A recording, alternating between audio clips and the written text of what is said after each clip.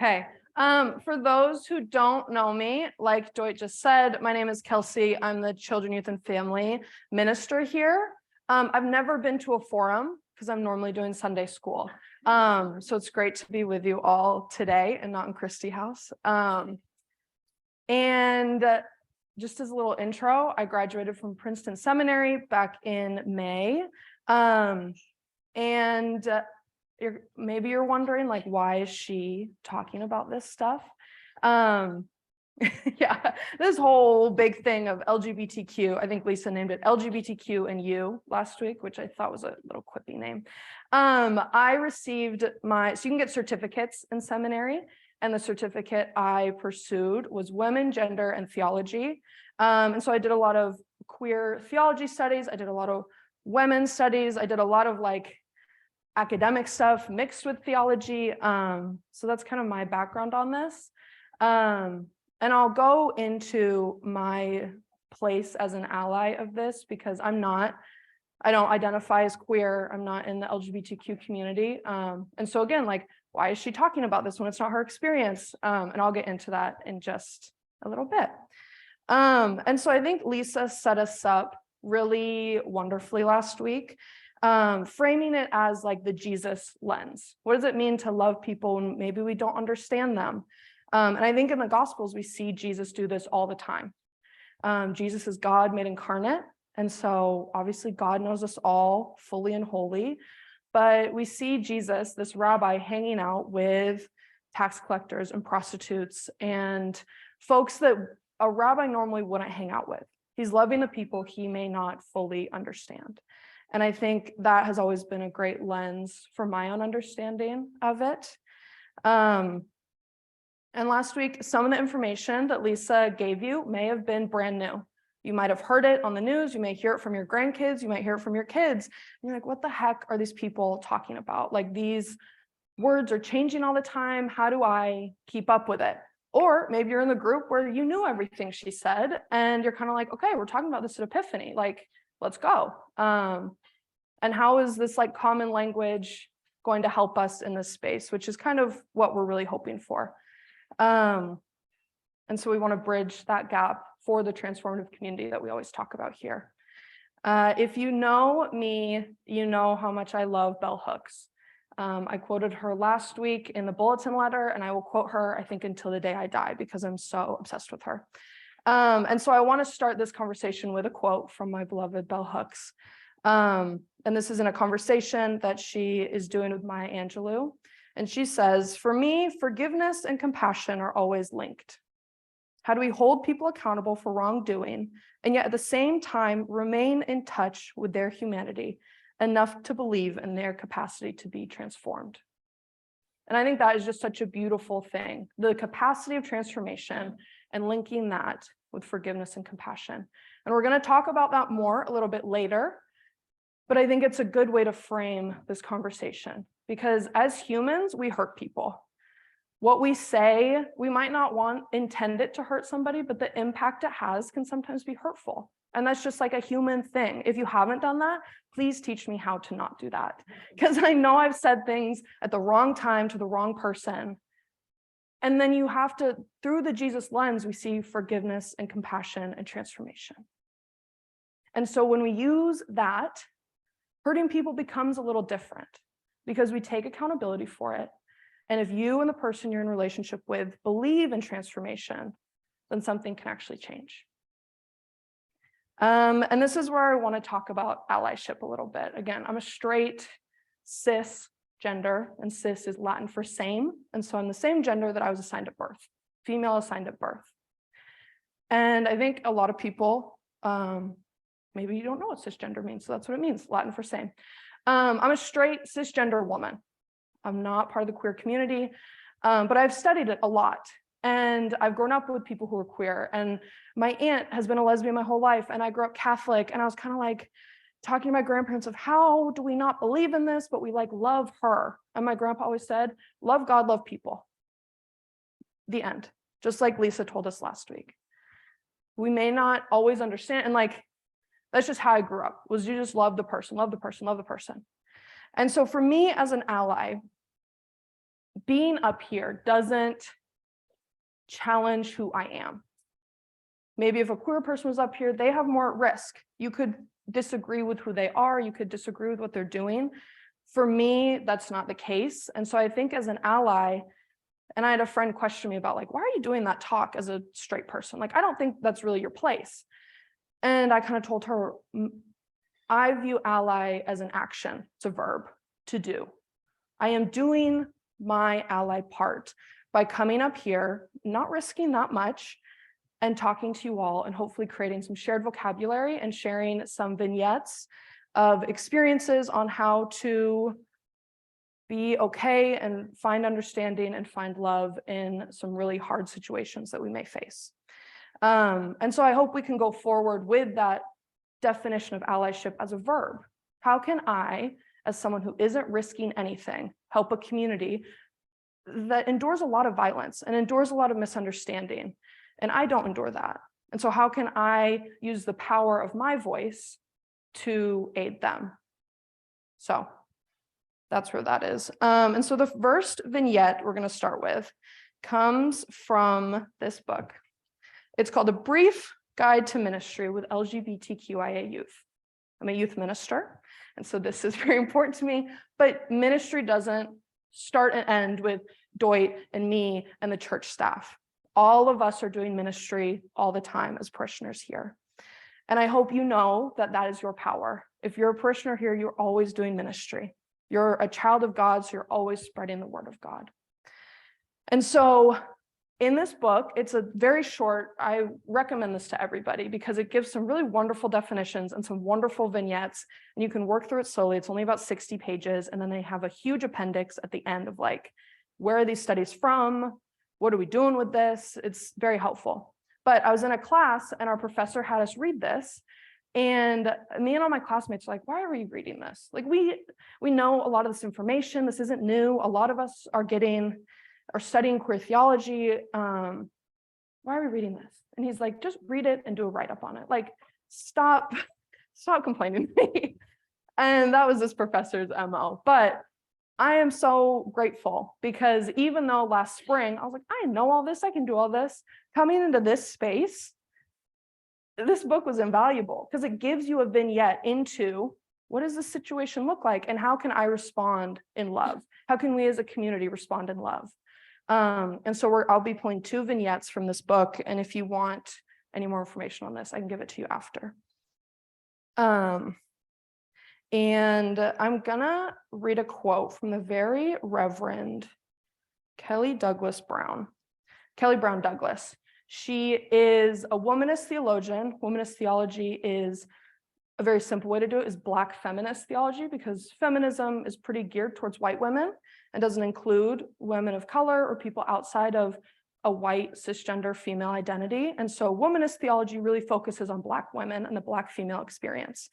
And Kelly Brown Douglas is a Black woman. So she's doing that.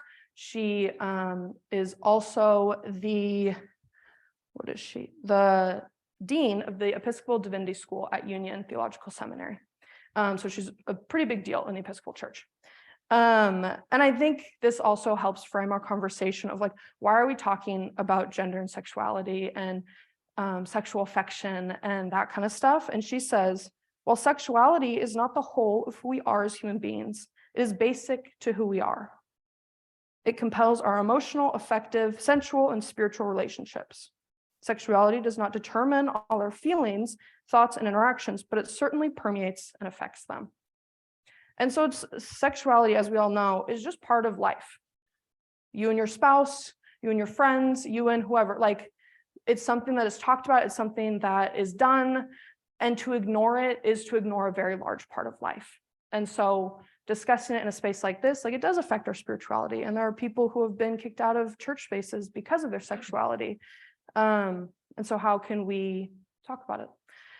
So the first vignette we're going to talk about, I think is extremely important for our context at Epiphany, because I know of a few people that this has happened to at Epiphany. And so I hope we can all listen with open ears and just go from there.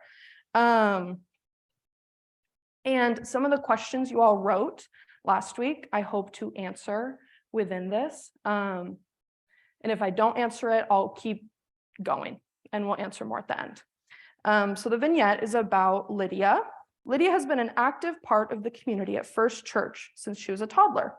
She grew up in the church's Sunday school, and when she hit the 7th grade, Lydia entered full force into the youth group, singing in the youth choir, serving on leadership council, and never missing a youth retreat.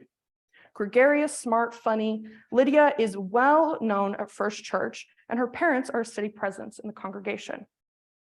At 14, Lydia is beginning to verbalize to herself some things that she has sensed in a more intuitive way since she was very little. Emerging into adolescence, Lydia knows that living life as a woman doesn't fit her experience. For as long as Lydia can remember, she hasn't felt at ease with the gender roles and expressions she was expected to live into. Lydia has grown up in an era where transgender people on TV and in the media are no longer a rarity. So she has identified with the experience of trans people. She has also heard on TV of a few years now. But Lydia also doesn't believe that transitioning to living life as a man quite fits her experience. In Lydia's words, it's not necessarily that I feel more like a boy, it's just that I'm very sure I don't feel like a girl. Since youth group at First Church is such a big part of her life, Lydia decides to speak about her experience with her youth minister, Jason. Lydia tells Jason all she has been thinking and feeling about her sense of gender, the ways that being identified as a girl don't work for her, and the uncertainty she has on how to live into her sense of self beyond that gender label. Jason is a bit taken back as he has never encountered any of these feelings and questions in his 5 years as a youth minister.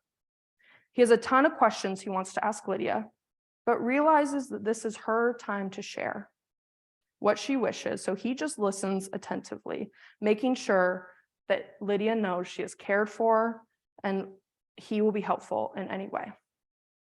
A week later, Lydia stays after church on Sunday evening to talk with Jason again. Lydia tells Jason that she is sure about one thing at this point. Living life as a woman just doesn't fit her experience. What she wants is to live in between, not buying into the gender binary. And that little definition was on your handout last week. Lydia says, I know that what eventually may feel like the best fit for me is making a more formal transition of some sort, but right now, I'm not sure that's what I want. I just don't want to present myself to the world as a woman anymore. In the next weeks, Lydia decides to be called Reed, a gender-neutral name that isn't confined by female-identified gender identity in people's minds. Reed also asks their peers, teachers, family, and church community to use gender-neutral pronouns. They, them, their. Used in the singular to refer to Reed rather than female pronouns, she, her, hers. Reed's peers respond positively to this, and except for the occasional slip-up, they honor Reed's pronouns. It is more difficult for the adult members of the church who have known Reed as Lydia for all of Reed's life and haven't benefited from this kind of intimate conversation with Reed about these decisions that Reed's youth peers may have had. And now Reed has questions for Jason about what it might mean for Reed's faith that their experience of gender doesn't fit what Reed has always been taught at church and at home. Is there room for non-binary people in Reed's faith tradition? Reed also has concerns about their parents' reaction to this news, which Reed is just beginning to explore with them. And Jason is concerned about ensuring that Reed's experience at First Church continues to be one that nurtures and supports Reed's spiritual life and faith development. He knows that he will need to seek conversation with others and read published resources to help him think through how to be the best possible youth minister to Reed. And this was the first vignette that I chose because there are people here in this community that have changed their name since being children here to now young people or young adults. And they've also changed their pronouns. So this is like happening here and now. This isn't a vignette out there in the world, you know? Like there's quite a few people here who have done that. And it takes a lot to understand. And it takes a lot to take a step back and say, oh, this person is now this person, and they're now using different pronouns. And how do I honor that? And again, I just want to say I'm not a trans person. Speaking to the trans experience is very complex and difficult. I'm speaking as an ally who wants to take care of the youth and the young adults in this space that are doing this and going through this. So there's only so much particularity I can share, and it's through study. And so what me as a youth minister cares most about, and I've said this to the staff, I want us to respect the young person. If you don't understand pronouns, if you don't understand a name change, I don't really care, but we need to respect that person. And I think understanding doesn't come before loving, and loving is respecting that person's decision. And so as Reed in our story changes names and changes pronouns, they might just stay like that. So this is another definition that we can enter into our vocabulary, which is genderqueer, because transgender and genderqueer are two different things. And Reed is presenting more as genderqueer because transgender can often refer to different ways that somebody changes their body to fit their gender expression. And I know this is a lot and it's complex and it's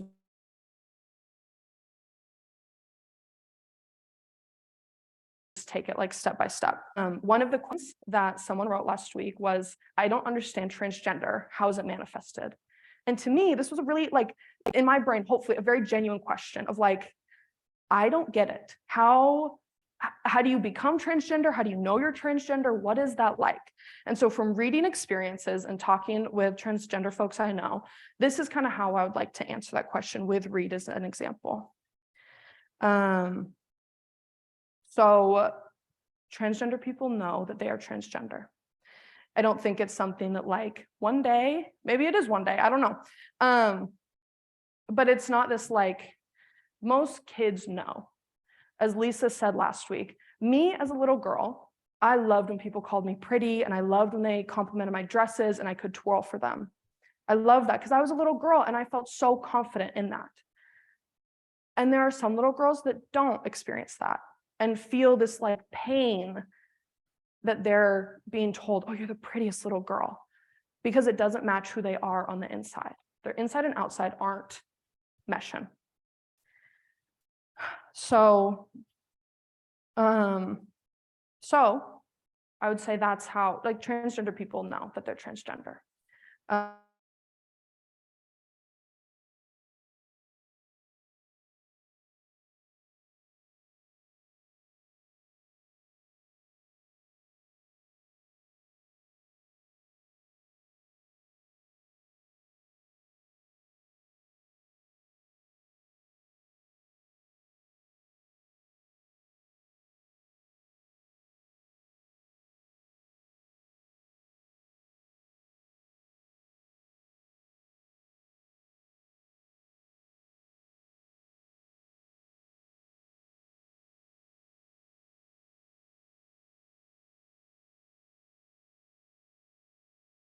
We have thought a lot about it and gone through a lot of hardship having to come out and tell people about this. And I think honoring that and being like, okay, that's who you are. You're saying who you are, and I'm going to honor and respect that. And with Reed, like they said in the story, they don't know if they want to fully transition. And that is fully their choice. And something that Lisa said last week, and I want to really emphasize, is each of these processes is individual. It is fully subjective to the person experiencing them. And so one trans experience can look so different from another trans experience, similar to how one person's coming out story can look completely different than another person's coming out story.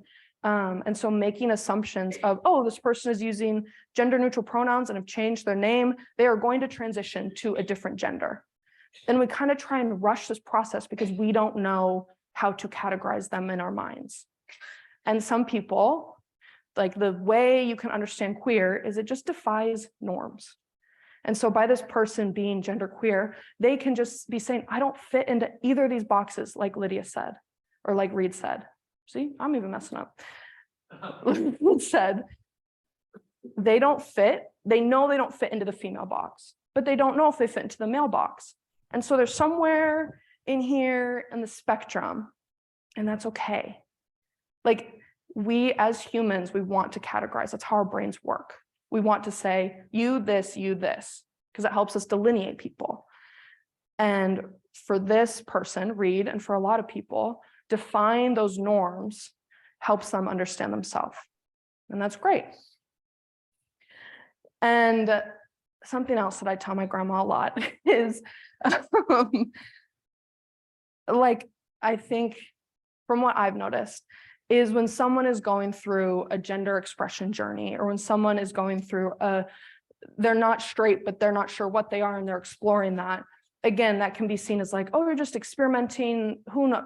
In 2 years, they'll know if they're gay or straight. Kind of like Lisa said last week of like, when people are bisexual, people want to pick, are you gay or are you straight? Again, this delineation.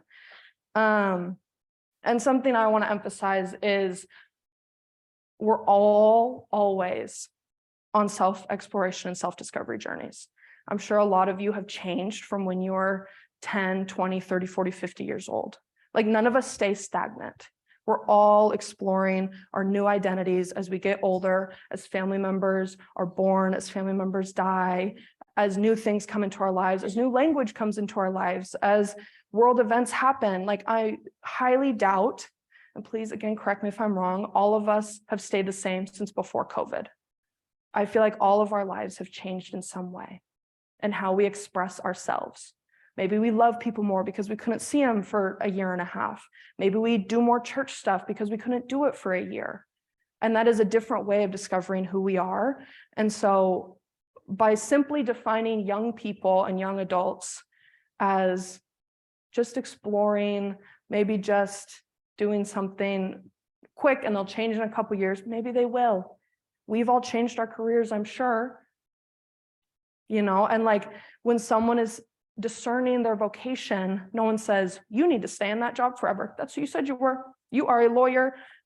You can't be anything else. You know, like, we don't do that. And so when someone says they are trans and presents as whatever they may present as, and then they change in a few years because they've been exploring and they've been self-discovering, we can't say, but I put you in this box. And I think with like career things, it's a lot easier for us to see change happen. Whereas me, I've always identified as female. I think I'll always identify as female. That isn't changing about me. But for some people it does. And like, it's okay for us to expand and be like, okay, cool. If that helps them express themselves, awesome. And now I get to see a new side of them, and I get to know who they really are. And I get to see a new face of God, because as people explore and discern their vocation, as they discern their gender identity, as they discern who their partners, we get to learn about each other, and we get to see the face of God. Because I believe in the face of all of you, I see a reflection of the face of God. And so, okay. And a second way, so the question, I don't understand transgender, how's it manifested? So that was part A of like, transgender people know they're transgender and they explore that and they do all that. They just are. I don't know how it's manifested. I'm sure you have met a trans person, and if they want to share that experience with you, I would listen to them. And so part B of this answer is kind of talking about the different ways that trans folks change their gender expression and how that like practically looks like medically.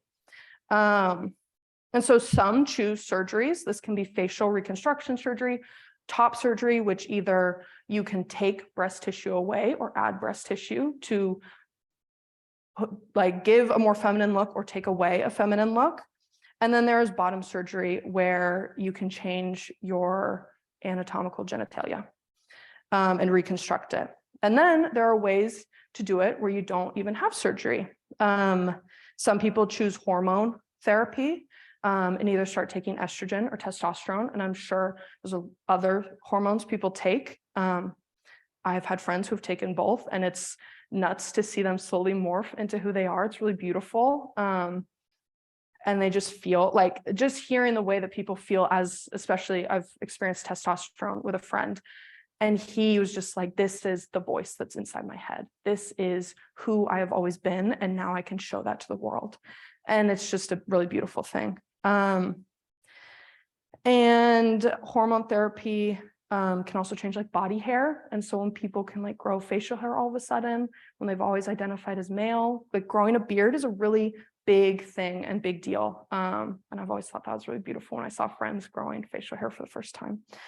And then there's also voice therapy, where you can change the tone of your voice and also how you communicate to people. A voice therapist can help with that, of how you introduce yourself and like ways to talk, because socially, men and women are trained to speak differently. And so as you're transitioning from like male to female, females often talk different than men. And so the voice therapist can help with that.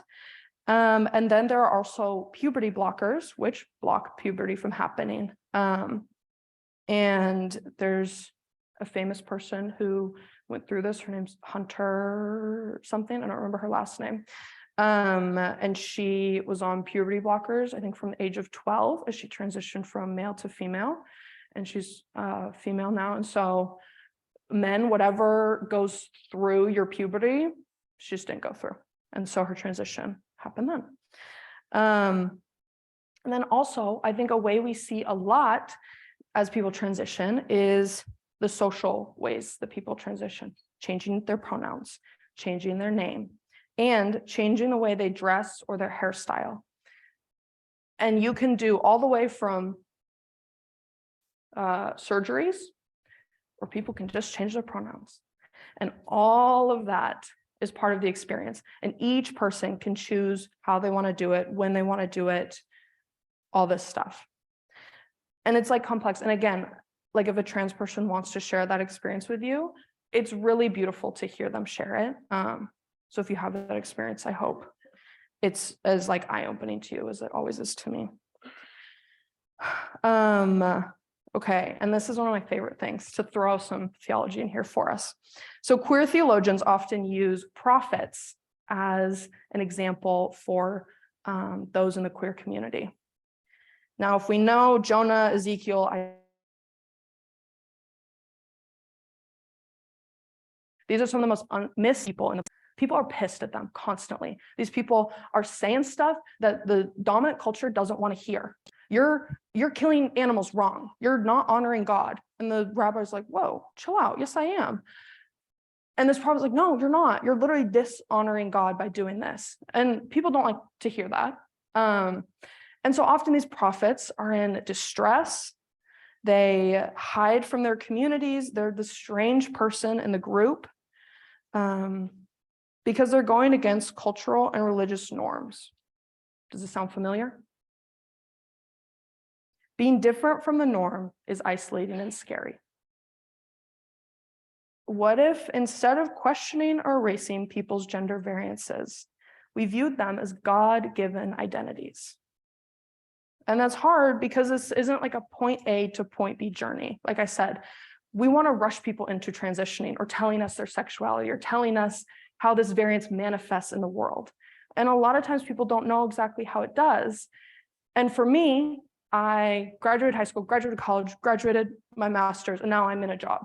Point A to point B, easy to understand my education journey. And for some people, their gender journey is not this. And like I said, it's similar to discerning one's vocational call. It takes time, prayer, conversations, learning, and exploring to discover one's calling. And this process of discernment, again, I will keep saying this, is unique to each person. And how they live that out can be done in an infinite number of ways, because we all do things differently. I'm sure those who are married, my husband and I fight a lot because we just do things differently. And I go, well, why can't you just do it like this? And he goes, I just don't do it like that. It's like, well, some of our biggest fights, because I just want him to do it. I'm a very like quick, just get it done person. And he's process, think about it, slowly do it. And I'm like, how have you not cleaned the bathroom yet? Like, why are you still thinking about it? I would have been done 2 hours ago. And so in a similar way, People are going to do things differently and experience these processes differently. Okay, so the second vignette, it's very long and I don't want to read it for like the next half hour. So I'm just going to give you chunks of it. But this is the example of a child coming out to their parents. And in this example, I think this is a good example because there's a lot of people going through that, and maybe some of you have experienced that. And so in this vignette, a son has come out as gay to his parents. Before he told his parents, he talked to his priest about like, how should I do it? These are my fears. I'm scared, those kind of things. And the priest just really encouraged him to do it in a way that felt good and natural. And so he did.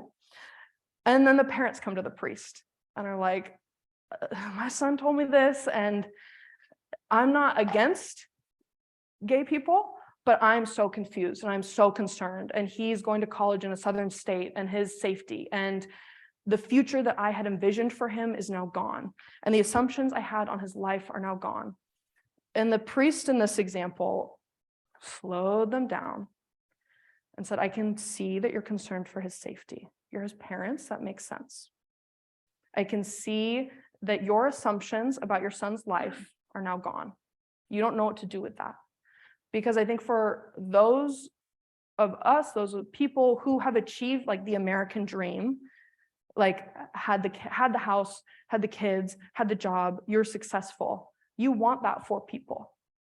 You know, like you want folks to live a happy, successful life where they don't have to worry. And that's a really beautiful dream for people. And I think folks, when you throw in this new identity, those assumptions somewhat come crashing down of like, well, what does this mean for their future? What does it mean that they'll now be bullied? What does it mean that maybe now he won't have a wife and kids? And so the priest asks the question, have you ever pictured him happily married with a man? And the parents go, no. And the mom goes, yeah, I think it'd be great. And that just opened their mind to being like, oh, and this is a key point. So it was a week, the son told his parents, and then a week later, the parents came to the priest. And in that week, the conversations between the son and the parents, where the parents worried constantly, telling him all of these things that they're worried about, all these things that are going to go wrong, doom and gloom, da da da da da. And he's about to go off to college, and he's kind of like, you guys, stop. And they just keep going. And so the priest encourages them, like, hey, there are other things. I think your son hears your concerns. He hears them. He's thought about them. He kind of knew what they would be. And those are your only conversations with him right now. Like, what if you ask him about what he envisions his future? What if you ask him about the possibilities in college? What if you ask him about his concerns instead of just like your fears overtaking every single conversation? And so I think that is such like a key thing of our fears often overpower what someone is telling, because we want them to succeed.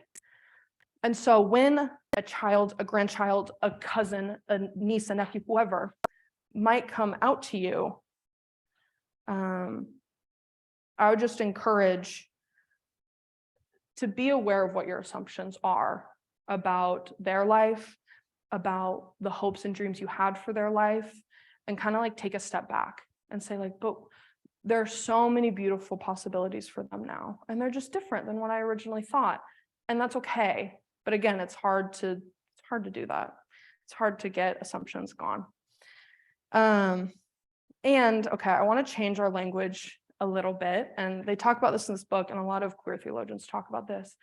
Instead of saying like coming out, because oftentimes coming out is a very stressful, difficult process. This author uses the language of that the gay son, the transgender person, inviting in. And my husband, I love that man so much, and him and I have gone to school. We have all the same education. And he told me one day, he said, we were talking about like colonizers and stuff like that. And he said, I think the way colonization presents itself still in this day is that like me as a white man, this is him talking, I always think I'm the host. I have to host everything. Everyone is a guest for me. And what would it mean for me to be a guest in somebody else's space and have them control what we're doing, have them be able to invite me to whatever where their mind is going, what food they want to eat. And so in this process of the queer child inviting in, they get to control the narrative. They get to control how they say it, how they do it, what is told, instead of this process of coming out that is often, like Lisa said, really traumatizing and really frightening, and sometimes the worst part of somebody's life.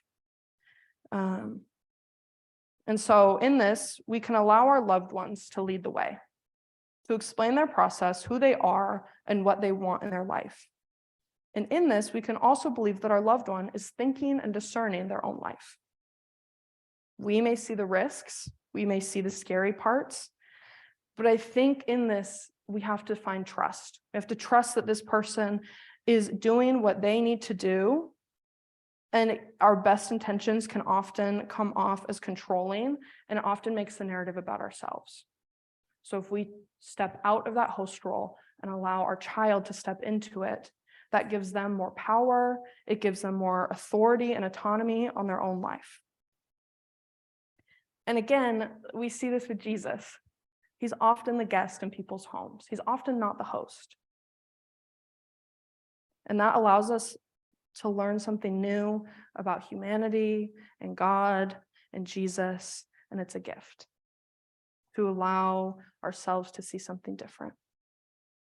So, something a little more practical again, is if a friend has a child who comes out, because this was a question as well, your best friend has a child who comes out, and that causes a lot of confusion. There's a lot of new conversations going on in the home.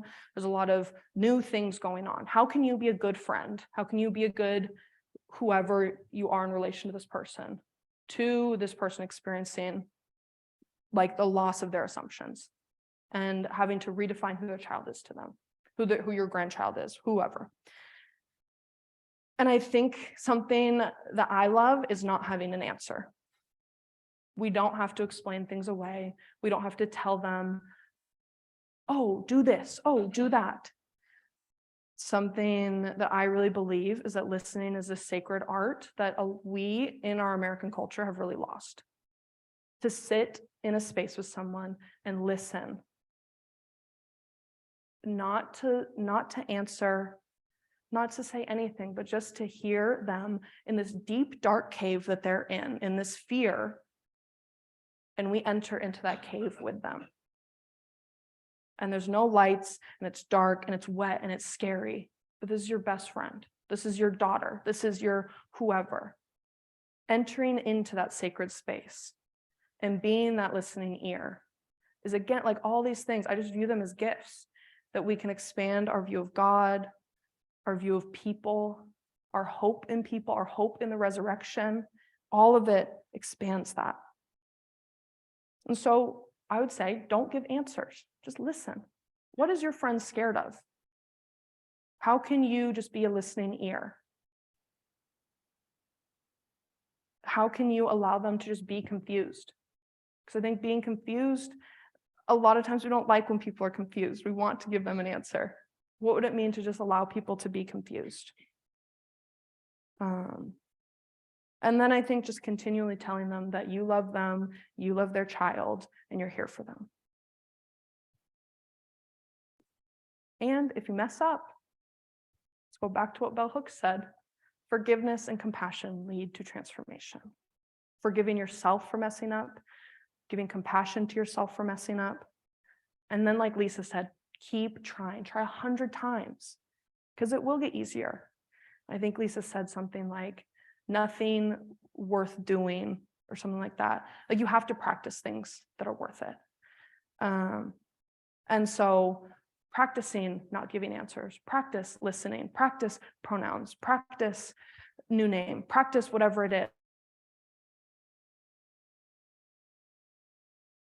Just correct yourself.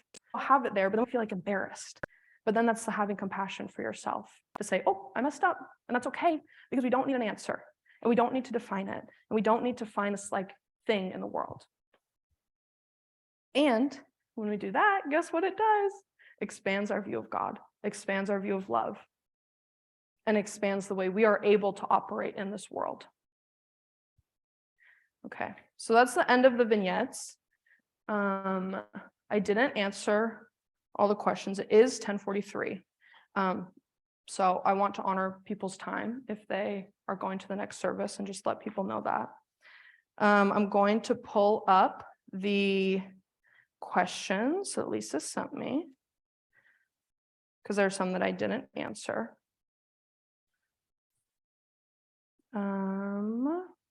Okay, so this one says, I think too many letters/silos is counterproductive. What do you think of using an overarching term like gay or queer, then break it down as necessary and appropriate? I think this is a great question. And a lot of people do just use gay or queer to identify themselves, especially to like a group. And sometimes they don't want to say exactly what their identity is. And some people do, because being trans is really important to them, or being bisexual is super important to them, or being non-binary. And so instead of saying queer, they'll give you their identity. So I think it's just respecting what people give you and then not making an assumption based on that. And when they're ready to tell you, they'll tell you. And then how to support a friend whose child is transitioning from girl to boy, what's most helpful and not. I hope I answered that partly in what I was just saying, but I think it's not making assumptions, being there. I think having like really harsh reactions can be pretty unhelpful from what I've learned. But I know there's people who have way better answers than me, and hopefully you can meet them and talk to them about it. Okay, this question says, are there not significant risks to children, teenagers, and young adults to questioning or altering their sexual identity? I'm asking about psychological risks. And when I first read this question, my mind immediately went to, there are psychological risks of not allowing kids to explore.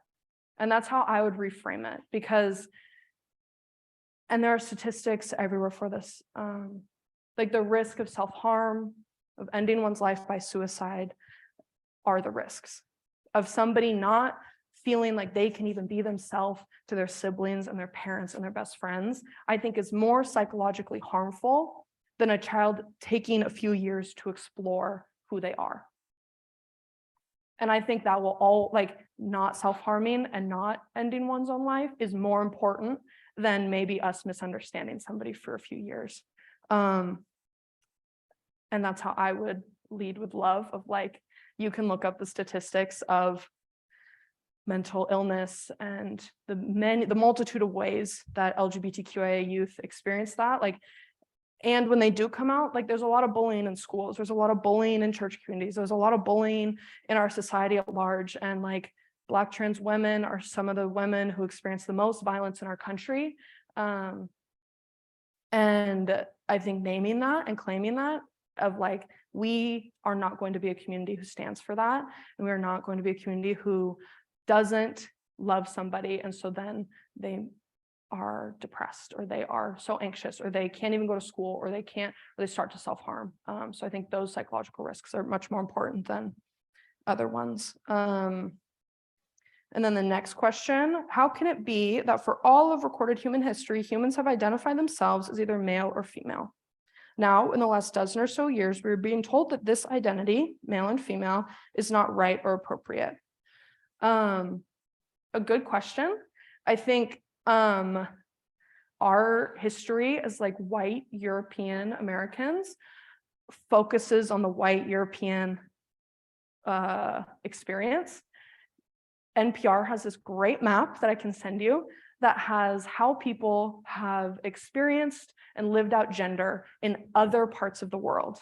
Aboriginal people, people from different African countries, people from different Asian countries, even from some Middle Eastern countries, South American countries, Indigenous folks from North America and Alaska have all experienced and changed their gender expression for like thousands of years.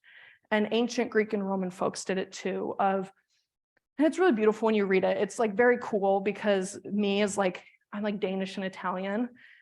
And it was like, nope, you're male or female, and you just go with that. And women do this and men do that.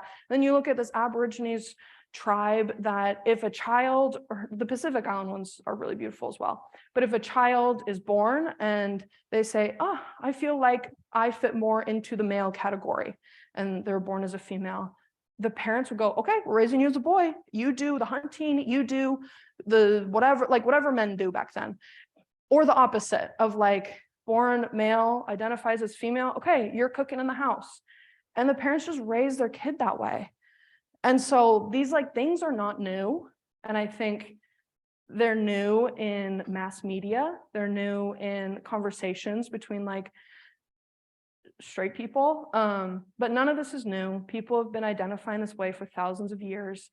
And if we think it's new, we are reading just one certain history, which I think, again, like expanding our minds and allowing ourselves to look at these tribes that have been accepting people and letting people just be themselves is like a great way to like be like, wow, humans have been doing really cool things for a really long time, and we haven't always been trash at like caring for people. So again, if you want that NPR link, it's great. You can click around. It's really fun. And it has links to like the broader story. So I can always send that to you.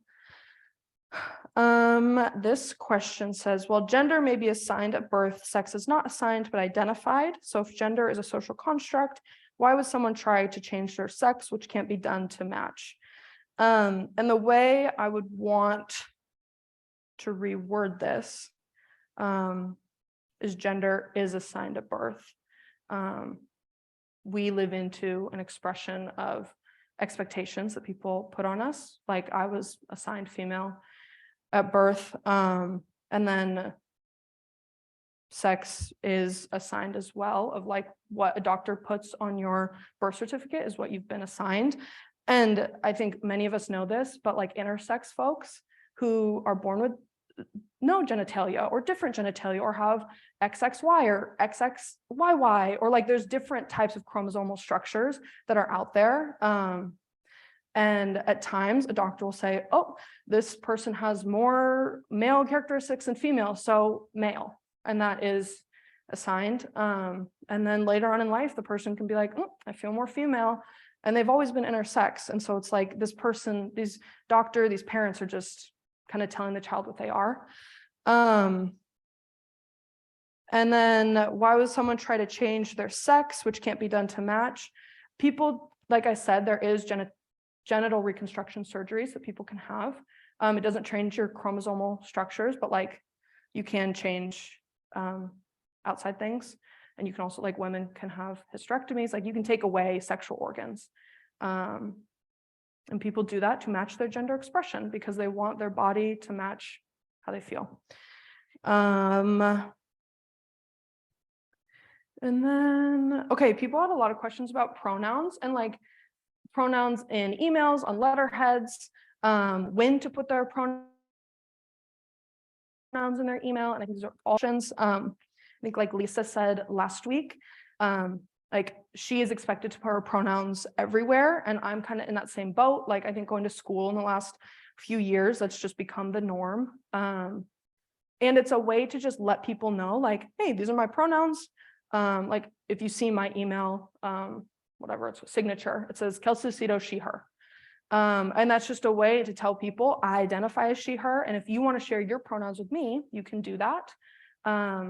I think something that maybe isn't talked about so much, and a like beloved professor of mine said, is people don't have to share their pronouns because oftentimes that is like a re-coming out. And if they use pronouns that aren't she, her, he, him, they don't know how they're going to be accepted in that group. So if someone doesn't share their pronouns, maybe they're doing it because they just don't know to share them, or maybe they're doing it to protect themselves. And so I think honoring whatever someone chooses to share is important. And like when someone feels comfortable telling their pronouns, we just honor it. And one of the questions was like, to friends, I don't feel like I need to put pronouns to when you're sending emails to like businesses, I don't want to give my pronouns, and like kind of when to use them within communication. Again, fully up to you. If you're emailing Amazon and you like, they already know everything about us. Like they've probably seen it somewhere, but if you don't want to give it to the Amazon customer service rep, that you're communicating with, you don't have to do that. If you don't want it on your letterhead, you don't have to do that. But I think being aware of what pronouns are, and like if we're sitting in a group and I go, hi, I'm Kelsey, I'm she, her, I'm the children, youth, family minister. I think that gives the opportunity for the person next to me to say, hi, I'm blah, blah, and my pronouns are blah, blah. And just going around. And if people want to share, they can. If people don't want to share, they don't have to. And so that's kind of the end of this. If you have any questions, anything to say, I'm always open to it. If you want any of the book or the NPR website or anything I've shared, please let me know, and I'm happy to send you any information. And I'm always here. And yeah, and we just want people to like share language and kind of try to be on the same page, even if we're not fully on the same page. So I hope this was helpful for folks. And I just thank you all for being here and taking the time to listen and hear me out. So thank you.